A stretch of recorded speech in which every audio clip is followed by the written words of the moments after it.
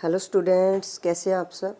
आज की इस वीडियो में हम करेंगे एक गद्यांश जो हमारा क्लास 5th की हिंदी के सेकंड चैप्टर से हमने लिया है। और पाठ का नाम आपको पता ही है, फसलों के त्योहार। ठीक है, तो चलिए करते हैं एक गद्यांश। पठित गद्यांश को पढ़कर नीचे लिखे प्रश्नों के उत्तर दीजिए। मैंने आपको पहले भी बताया है कि दो तरीके के गद्यांश होते हैं, एक होता है पठित और एक होता है अपठित। पठित यानी कि जो आपकी टेक्स्ट बुक से आता है, जो आपने पढ़ा हुआ है, और अपठित यानी कि जो कहीं बाहर से कोई स्टोरी का कोई पार्ट दे दिया होता है, कोई भी पैराग्राफ, कोई भी गद्यांश, तो उसमें से प्रश्न पूछे होते हैं। ठीक है, तो ये हमारा पठित गद्यांश है, आपको पता ही हमारी टेक्स्ट बुक में से लिया है, तो इसका मतलब पठित यानी कि आपने पढ़ा हुआ है जो। तो चलिए समझते हैं। पहले हम गद्यांश को पढ़ेंगे, उसको समझेंगे, उसके बाद उस पर जो प्रश्न पूछे जाएंगे हम उसके आंसर करेंगे। जनवरी माह के मध्य में भारत के लगभग सभी प्रांतों में फसलों से जुड़ा कोई न कोई त्यौहार मनाया जाता है। ठीक है, जनवरी के स्टार्टिंग से ही, उसके मिड से स्टार्ट हो जाता है भारत के लगभग सभी राज्यों में, प्रांत यानी कि राज्य, कोई ना कोई फसलों से जुड़ा हुआ त्यौहार। आपको पता ही है, भारत एक बहुत ही विविधता वाला देश है और यहाँ पर अलग अलग राज्यों में अलग अलग तरीके की फसलें उगाई जाती हैं और उनसे जुड़े त्यौहार मनाए जाते हैं ना। अलग अलग लोग अपने अपने कल्चर के अकॉर्डिंग अलग अलग त्यौहार मनाते हैं। हमने पाठ में भी बड़े अच्छे से डिस्कस की थी ये बातें। कोई फसलों के तैयार हो जाने की खुशी बांटता है, तो कोई लोग इस उम्मीद में खुश होते हैं कि अब पाला कम हो जाएगा, है ना। कहीं पे ज़्यादा सर्दी होती है तो लोग सोचते हैं धुंध यानी कि पाला अब कम हो जाएगा, है ना। और कुछ लोगों की फसलें कई जगह पर तैयार हो चुकी होती हैं इस टाइम पे, जो सर्दी वाली फसलें हैं, तो वो पक जाती हैं, तो इसलिए वो खुशी मनाते हैं और त्यौहार मनाते हैं। सूरज की गर्मी बढ़ने से खेत में खड़ी फसलें तेज़ी से बढ़ेंगी, है ना। आपको पता है जब सूरज की धूप निकलेगी तो क्या होता है, जो पौधों की पत्तियां होती हैं अच्छे से खाना बनाती है और पौधे जल्दी जल्दी बढ़ते हैं। उत्तर प्रदेश, बिहार, मध्य प्रदेश में मकर संक्रांति या तिल संक्रांत, तो कुछ राज्यों के नाम दिए हैं यहाँ पर, जैसे उत्तर प्रदेश, बिहार, मध्य प्रदेश, ये लगभग आपको पता ही है लगभग एक जगह पर है। तो इनमें क्या है कि मिलते जुलते ये त्यौहार है, इनको मकर संक्रांति का नाम दिया जाता है ना। या इनको फिर तिल ज़्यादा यूज होता है इन त्योहारों पे, इनको तिल संक्रांत भी कह देते हैं। ठीक है, असम में बिहू, अब आपको पता है असम बिल्कुल एकदम नॉर्थ ईस्ट में पड़ता है, तो वहाँ पर इसका नाम है, मकर संक्रांति का नाम बिहू। पंजाब में लोहड़ी, ठीक है, आपको पता ही है अप्रैल में हम लोहड़ी मनाते हैं ना, सॉरी जनवरी में, और फिर बच्चे उस पर मूंगफली खाते हैं। हरियाणा में इसको लोहड़ी बोला जाता है। झारखंड में सरहुल, इसको सरहुल के नाम से जाना जाता है झारखंड में। गुजरात में पतंग का पर्व, गुजरात में इसको पतंग के पर्व के नाम से जाना जाता है। सभी खेती व फसलों से जुड़े हुए ये त्यौहार हैं जो भारत के विभिन्न प्रांतों में मनाए जाते हैं। इन्हें जनवरी से मध्य अप्रैल तक अलग अलग समय में मनाया जाता है। ठीक है, तो जनवरी से लेकर के और अप्रैल मंथ तक, ठीक है, इनको अलग अलग टाइम पर अलग अलग राज्यों में मनाया जाता है। जनजातियाँ इसे अलग अलग समय पर मनाती हैं। जनजाति यानी कि जो लोग लगभग जंगलों में रहते हैं, लगभग जंगलों से ही ज़्यादा जुड़ाव होता है, उनको बोला जाता है जनजाति। तो ये अलग अलग समय में मनाती हैं अलग अलग जनजाति। जैसे संथाल लोग हैं, है ना, वो फरवरी मार्च में के महीने में मनाते हैं। जो ओरांव जनजाति के लोग हैं वो इसे अप्रैल या मार्च में मनाते हैं ना। फरवरी मार्च का मतलब या तो ये फरवरी के मंथ में आएगा या मार्च के स्टार्टिंग में या फरवरी के लास्ट में। इसी तरीके से जो मार्च अप्रैल है यानी कि या तो मार्च के लास्ट में आप मनाते हैं ना, जैसे दिवाली का त्यौहार होता है अक्टूबर के लास्ट में हो जाता है, कई बार नवंबर के स्टार्टिंग में हो जाता है ना। देसी कैलेंडर के हिसाब से ये थोड़ा सा चेंज भी होता रहता है। तो इस तरीके से ये हमने गद्यांश पढ़ा, इसको समझा। अब इसके प्रश्नों के उत्तर देना हमारे लिए आसान हो जाएगा। ठीक है, तो चलिए करते हैं इसके प्रश्नों के उत्तर। पहला प्रश्न है कि पंजाब में कौन सा त्यौहार मनाया जाता है ना। तो देखिए इतना आसान होता है ना ये गद्यांश का काम। देखिए अभी मैं आपको बताती हूँ कि गद्यांश में कहाँ पर कैसे आपको इसके आंसर ढूंढने होते हैं। ये देखिए सीधा लिखा हुआ है। अगर आपने गद्यांश को पढ़ लिया, समझ लिया, तो आपकी उत्तर पे नज़र जाएगी ही जाएगी, है ना। जैसे देखिए पंजाब में लोहड़ी यहाँ पर आया हुआ है ना, तो ये आता है गद्यांश में ही लगभग उत्तर होता है हमारा। चलिए हमारा अगला प्रश्न था कि पतंग का पर्व किस राज्य में मनाया जाता है। तो देखिए ये भी हमने गद्यांश में पढ़ा था कि कहाँ पर, गुजरात में पतंग का पर्व के नाम से मनाया जाता है इस त्यौहार को। कितना आसान होता है ना गद्यांश से उत्तर देना।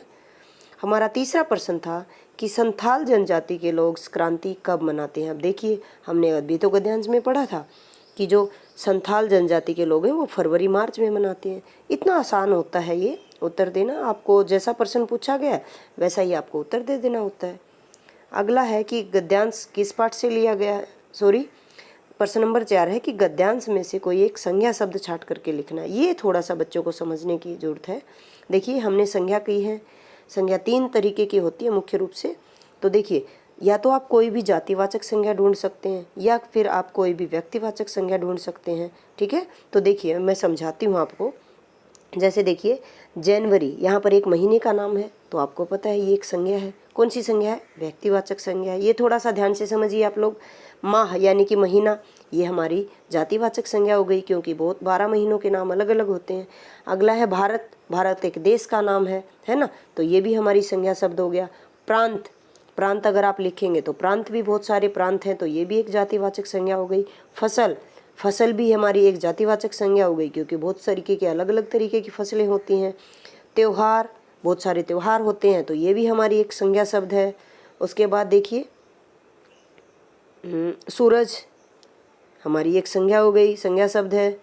और फसल आ गया। ये देखिए सभी राज्यों के नाम हैं जो, ये भी हमारी एक संज्ञा के नाम हो सकते हैं ना। उत्तर प्रदेश आप लिख दीजिए, बिहार लिख दीजिए, मध्य प्रदेश लिख दीजिए। एक त्योहार का नाम है मकर संक्रांति, ये आप लिख दीजिए, ये भी हमारी व्यक्तिवाचक संज्ञा हो गई है ना, क्योंकि एक त्योहार का नाम है। जैसे त्योहार हमारा कौन सा हो गया? जातिवाचक संज्ञा हो गया। और मकर संक्रांति क्या हो गया? हमारा व्यक्तिवाचक संज्ञा हो गया। आप तिल संक्रांत लिख दीजिए। उसके बाद असम लिख दीजिए आप व्यक्तिवाचक संज्ञा में। बिहू लिख दीजिए व्यक्तिवाचक संज्ञा में। पंजाब लिख दीजिए, राज्य का नाम है, व्यक्तिवाचक संज्ञा में आ जाएगा। लोहड़ी आ जाएगा आपका व्यक्तिवाचक संज्ञा में। झारखंड आ जाएगा आपका व्यक्तिवाचक संज्ञा में। सरहुल आ जाएगा, गुजरात आ जाएगा, पतंग का पर्व आ जाएगा। ये सारे कौन से हैं? व्यक्तिवाचक संज्ञा हैं। तो इतने सारे महीनों का कोई नाम आ जाता है, आपको पता है वो किस में आएगा? व्यक्तिवाचक संज्ञा में आएगा। कोई माह लिखा हुआ शब्द है, ये हमारा जातिवाचक संज्ञा में आ जाए। तो इतने सारे संज्ञा शब्द हैं इसमें, और भी बहुत सारे हैं। तो इनमें से कोई भी आप लिख देंगे तो क्या होगा? आपको यहाँ पर तो ये भी नहीं बताना है कि ये कौन सी प्रकार की संज्ञा, आपको सिर्फ एक संज्ञा शब्द लिखना है ना। तो आप इनमें से कोई भी एक संज्ञा शब्द लिख देंगे, वो आपका आंसर ठीक हो जाएगा। बच्चा अपने तरीके से जो भी आपको लगे कि संज्ञा शब्द है आप लिख दीजिए। ठीक है, तो चलिए ये थे हमारे प्रश्न। अब हम चलते हैं अगले प्रश्न पर। हमारा 5वां प्रश्न है कि यह गद्यांश किस पाठ से लिया गया है। तो आपको पता ही है, फसलों के त्योहार, ये हमारा पाठ है, पाठ नंबर 2। ये गद्यांश इसी पाठ से लिया गया है। ठीक है, पठित गद्यांश में एक प्रश्न ये आ जाता है, या तो लेखक का नाम या फिर गद्यांश किस पाठ से लिया गया, पाठ का नाम पूछ लिया होता है। ठीक है, तो चलिए अब करते हैं इनके आंसर्स। पहला प्रश्न था पंजाब में कौन सा त्यौहार मनाया जाता है। तो ऐसे ही हम उत्तर लिखेंगे कि पंजाब में कौन सा की जगह हम लिख देंगे लोहड़ी का त्यौहार मनाया जाता है। इतना आसान है, गद्यांश में देख लेना आप, मात्रा की वगैरह की गलती मत करना बिल्कुल भी। अगला है पतंग का पर्व किस राज्य में मनाया जाता है। तो आपने पढ़ ही लिया कि पतंग का पर्व गुजरात राज्य में मनाया जाता है। ठीक है, इतने आसान आसान प्रश्न होते हैं ये। संथाल जनजाति के लोग संक्रांति कब मनाते हैं। तो हमने पढ़ लिया कि संथाल जनजाति के लोग फरवरी या मार्च में संक्रांति मनाते हैं। हमारा प्रश्न नंबर 4 है गद्यांश में से कोई एक संज्ञा शब्द। तो आपको मैंने इतने सारे व्यक्तिवाचक, जातिवाचक, है ना, कुछ भाववाचक के भी थे, लेकिन वो आपके लिए थोड़ा मुश्किल होगा तो मैंने इसलिए नहीं बताया। तो आप कोई भी एक शब्द उठा करके लिख दीजिए। यहाँ पर मैंने जनवरी लिख दिया जो एक महीने का नाम है। ठीक है, ये हमारी व्यक्तिवाचक संज्ञा है। महीना एक हमारी जातिवाचक संज्ञा है, माह या आप महीना बोल सकते हैं। और हमारा जो जनवरी है ये हमारी एक व्यक्तिवाचक संज्ञा है। आपको यहाँ पर संज्ञा का कोई प्रकार नहीं बताना कि ये कौन सा टाइप की संज्ञा है, आपको सिर्फ एक शब्द छांट करके लिखना है। ठीक है, जितना पूछा जाए आप उतना ही आंसर लिखेंगे ताकि गलती की संभावना कम हो जाए। हमारा प्रश्न नंबर 5 है कि यह गद्यांश किस पाठ से लिया गया है। तो आपको पता ही चल गया कि फसलों के त्यौहार पाठ से लिया गया है। बस आपको एक ध्यान रखना है, फसलों के त्यौहार पे है ना, ये जो मैंने ऊपर एपोस्ट्रोफीज लगाई है ना, ये लगा देनी है, क्योंकि ये हमारे पूरे जब वाक्य के अंदर किसी पाठ का नाम, किसी लेखक का नाम आता है तो इसको अलग से हाईलाइट करने के लिए हमें ये सब लगाना होता है। ठीक है, तो आपको विराम चिन्ह में ये सब भी हमने सिखाया है। जब भी आप आंसर लिखते हैं आपको एक चीज़ का ध्यान रखना है, आपको पूर्ण विराम जरूर लगाना जब आपका उत्तर पूरा हो जाए। ठीक है, तभी हमारा आंसर कंप्लीट होता है और आपको अच्छे से मार्क्स मिलते हैं। ठीक है, तो करते रहिए इस तरीके से गद्यांश की तैयारी और अच्छे अच्छे पढ़ाई करते रहिए अच्छे से।